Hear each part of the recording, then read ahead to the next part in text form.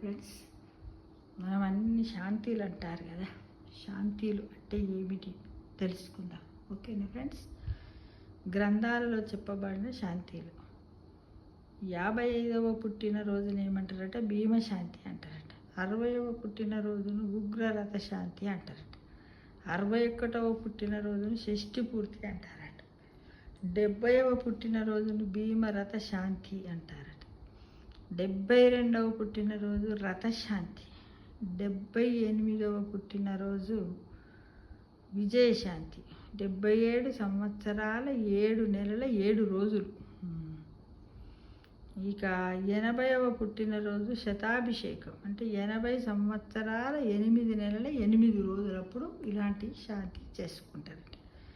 ఇక మగబిడ్డ పుట్టిన తర్వాత ప్రపుత్ర జన శాంతి అట. ప్రపుత్ర జనన శాంతి. 55వ పుట్టినరోజు మృత్యుంజయ శాంతి. అంటే మనకు 55వ పుట్టినరోజు వచ్చినప్పుడు మనం ఏం శాంతి చేసుకోవాలి? మృత్యుంజయ శాంతి చేసుకోవాలి. 88 సంవత్సరాల 8 నెలల 8 రోజులు మనకు ఉంటే దేవరథ శాంతిని చేసుకోవాలట. తర్వాత 99 సంవత్సరాలు, అంటే 99 సంవత్సరాల 9 నెలల 9 రోజులు దివ్యరథ శాంతి. 100వ పుట్టినరోజు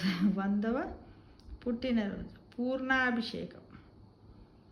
105 సంవత్సరాల 8 నెలల 8 రోజులు మహాదివ్యరథ శాంతి. అంటే ప్రతి ఒక్కరు కూడా ఇవన్నీ శాంతులను, అంటే ఇన్ని రోజులు మనం ఆరోగ్యంగా ఉండి భగవంతుడు ఇచ్చినటువంటి అవయవాలన్నింటిని మనం కాపాడి స్వామివారికి మోక్షముతోటి కదా, మోక్షముతోటి మన సాధనతోటి మళ్ళీ అప్పచెప్పి వారి పిలుపు వచ్చినప్పుడు వారి వద్దకు మనము పోయి ఇలాంటి శాంతులన్నీ జరుపుకోవాలని ఈ వీడియో చూసిన ప్రతి ఒక్కరిని కోరుకుంటున్నాను.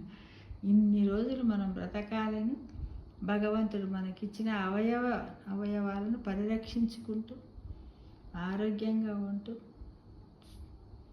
భగవంతుని నామస్మరణ చేస్తూ భజన చేస్తూ నీతి ధర్మము నిజాయితీ ఓర్పు సహనంతో ఉంటూ మనం ఈ శాంతులన్నీ జరుపుకుందామా ఫ్రెండ్స్.